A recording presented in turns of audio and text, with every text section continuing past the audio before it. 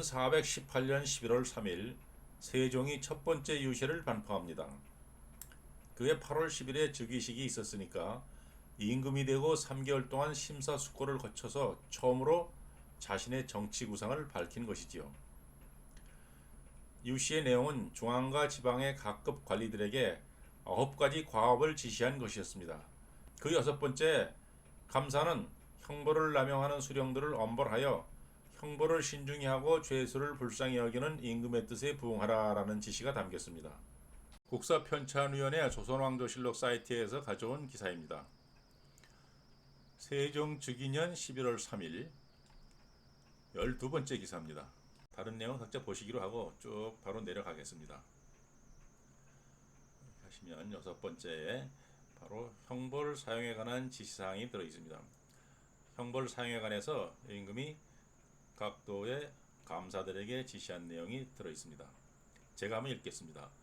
각 고을의 수령이 혹시 사사로운 노여움으로 인하여 법을 어기고 억울한 형벌을 썼거나 호소할 데가 없는 백성을 매질하여 화기를 상하게 하였거든 감사는 그 전에 내렸던 교지를 거행하되 법을 굽혀서 함부로 처형하는 일이 없게 하여 내가 형벌을 신중히 하고 죄인을 불쌍히 여기는 뜻에 부응할 것이다. 이렇게 되어 있습니다. 보시는 자료는 세종이 처음으로 유시를 반포하면서 감사들에게 형벌을 남용한 수령을 응징하라고 지시한 대목을 요약한 것입니다. 지시의 골자는 관내에 사사로운 감정을 앞세워 법을 어기고 형벌을 함부로 썼거나 죄 없는 백성을 채찍으로 때린 수령이 있으면 법대로 엄히 다스리라는 것입니다. 이 실록 기사를 통해 우리는 세종의 속마음을 엿볼 수 있습니다. 대략 4가지 마음이 쉽게 읽힙니다. 첫째는 사법기관 사람들이 형벌을 신중하게 쓰기를 바랐다는 것입니다. 둘째는 사법기관 사람들이 죄수들을 불쌍히 여기기를 바랐다는 것입니다. 셋째는 화기가 상하는 것을 극도로 싫어했다는 것입니다. 넷째는 형벌과 화기 사이의 인과관계를 굳게 믿었다는 것입니다.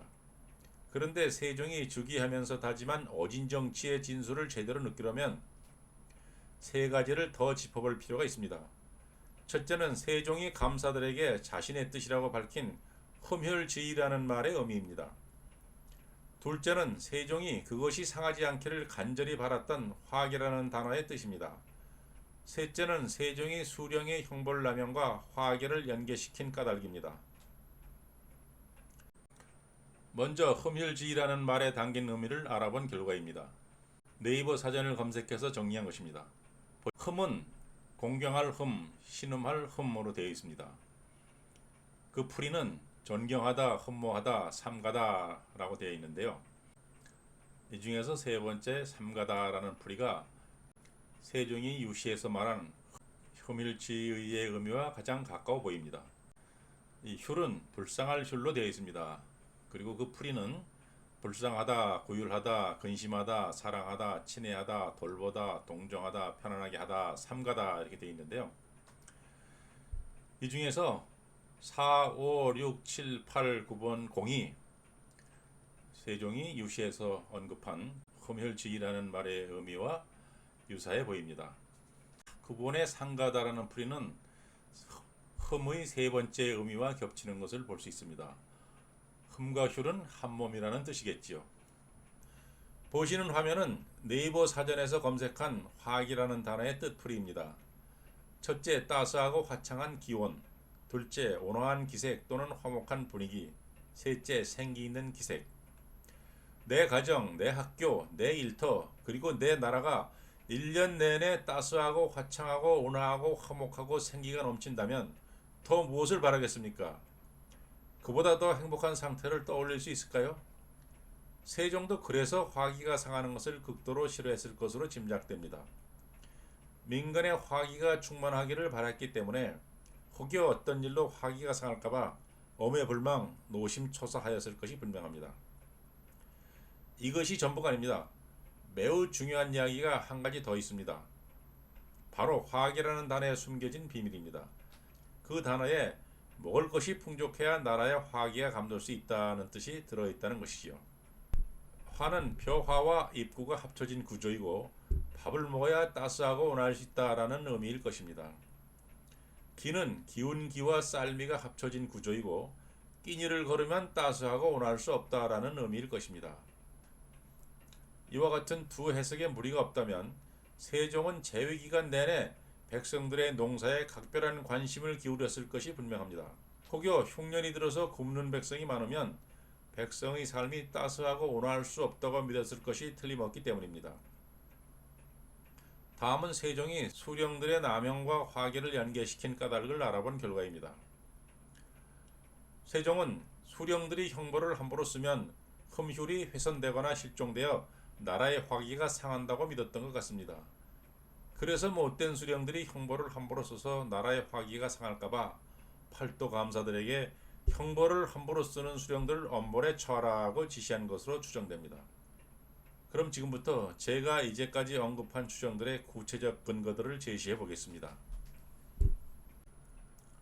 세종은 어릴 적부터 책벌레 소리를 들을 정도로 독서를 즐겼습니다. 유학 서적과 역사책을 두루 읽는 동안 필시 천민관과 제이론을 접했을 것입니다. 천민관은 모든 백성은 하늘의 자식이라고 믿는 것을 말합니다. 제이론은 나라의 정치가 부실하면 백성을 맡긴 하늘이 분노하여 재앙을 안긴다라고 믿는 것을 말합니다. 제이론에서 제이는 임금의 실책에 대한 하늘의 응징을 일컫는 말입니다.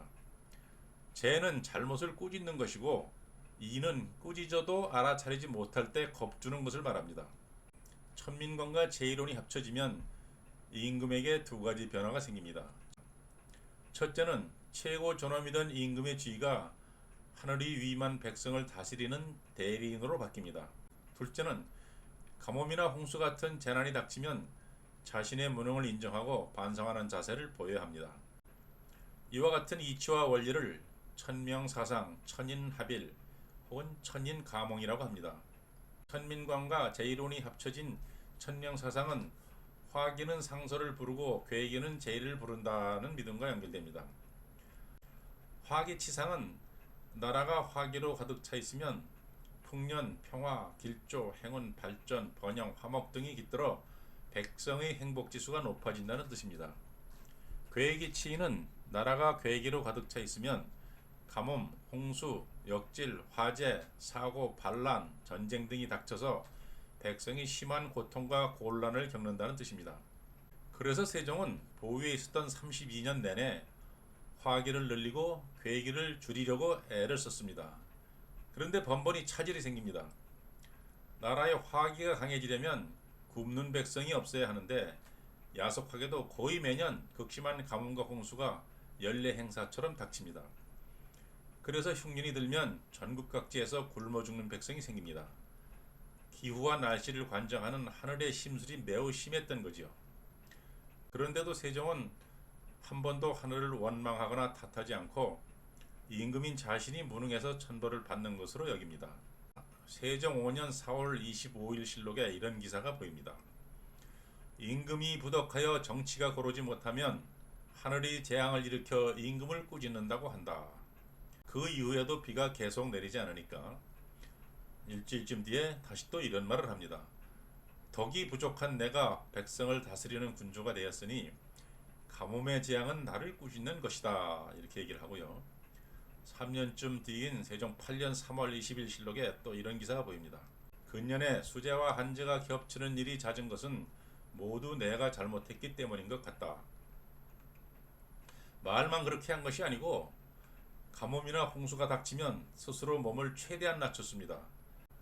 하늘을 두려워하며 수양하고 반성하는 뜻으로 언행을 삼가고 조심하는 모습을 보였습니다. 공구수성이라고 되어 있습니다. 식사 때 먹는 반찬의 가짓수를 줄이고 반주로 마시는 술마저 끊었습니다. 하늘의 눈치를 심하게 살핀 것이지요. 자, 이제부터 집중과 몰입이 필요합니다. 그런데 가뭄이나 홍수 같은 재앙이 닥쳐서 나라와 백성이 어려움에 처하면 세종은 주된 원인으로 사법기관의 형벌 남용을 지목했습니다. 세종 3년 6월 2일 실록에 이런 기사가 나옵니다. 사법 절차는 사람의 생사를 정하는 것이니 진실로 참된 정상을 얻지 못하고 매질로 자복을 받아서 죄 없는 자가 죄를 받는 일이 없어야 한다. 만약 그런 일이 있으면 형벌이 중도를 이뤄서 죄수가 원통하고 억울한 마음을 품게 되고, 그러한 마음이 쌓이면 나라의 화기가 떨어져서 홍수와 가뭄이 닥칠 것이다. 평소 생각이 그랬기 때문에 가뭄이나 홍수가 닥치면 거의 기계적으로 사면령을 내립니다.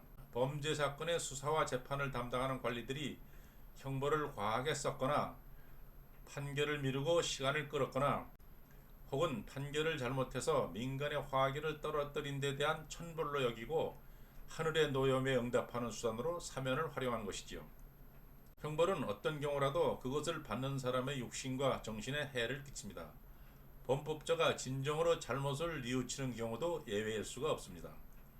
어떤 이유로든 개인의 자유나 권리를 강제로 빼앗으면 당사자와 가족이 말할 수 없는 고통을 겪습니다. 자칫 잘못하면 당사자가 목숨을 잃을 수도 있습니다. 그러므로 형벌이 공평하지 않거나 지나치게 가혹하면 죄수들의 원한이 쌓여서 천지의 화기를 떨어뜨린다는 말이 터무니없는 궤변은 아닐 것입니다. 그래서 세종도 제위 초반부터 남형, 최옥, 오결 같은 적폐들을 최대한 줄이려고 혼신의 노력을 쏟았을 것입니다. 하지만 부단한 노력에도 불구하고 고질적 사법 적폐가 독버섯처럼 자생해서 노심초사를 거듭했습니다. 그러다가 예고 없이 불쑥 재앙이 닥치면 사면령을 내려서 죄수들을 대거 석방했습니다. 수많은 죄수 가운데 누가 원통하고 억울하게 누명을 썼고 누가 부당하게 장기간 구금되었고 누구의 판결이 잘못되었는지를 단기간에 명확히 가려낼 도리가 없으니 어쩔 수 없이 많은 죄수를 한꺼번에 풀어줬을 테지요. 임금뿐만 아니라 관료들도 남형이 재앙을 부른다라고 믿었습니다. 그래서 가뭄이 길어지면 형조지휘부가 자진해서 사표를 냈습니다. 형벌을 잘못 써서 천변이 닥친 데 대해 책임지는 모습을 보인 거지요. 가뭄이 유난히 심하면 형조지휘부 전원이 단체로 사표를 냈습니다. 정승들도 생각과 행동이 같았습니다.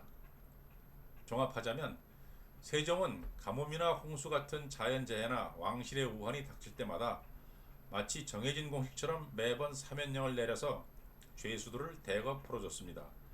그 원인이 사법기관이 형벌을 잘못 쓴 데 있다고 믿고 하늘의 노여움에 응답하는 뜻으로 많은 범죄자들을 무더기로 용서한 것이죠. 하지만 세종은 평소 사법당국의 남용 때문에 민간의 화기가 떨어져서 가뭄이나 홍수를 부르는 악순환의 고리를 끊고자 했습니다.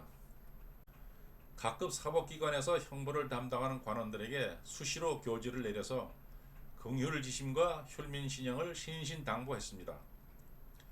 죄수들을 불쌍히 여기고 형벌을 신중하게 쓰라고 단단히 주의를 준 것이죠. 수령으로 임명된 관리가 임지로 출발할 때도 똑같은 주의를 줬습니다. 혹시라도 관원들이 형벌을 잘못 써서 나라의 화기가 떨어져 가뭄이나 홍수가 닥치는 일이 없기를 간절히 바랐던 것이죠. 그럼 세종의 첫 번째 유시 중에서 형벌을 남용한 수령이 있으면 감사가 엄히 처벌하라 라고 지시한 부분에 대한 강의를 이것으로 마치겠습니다. 감사합니다.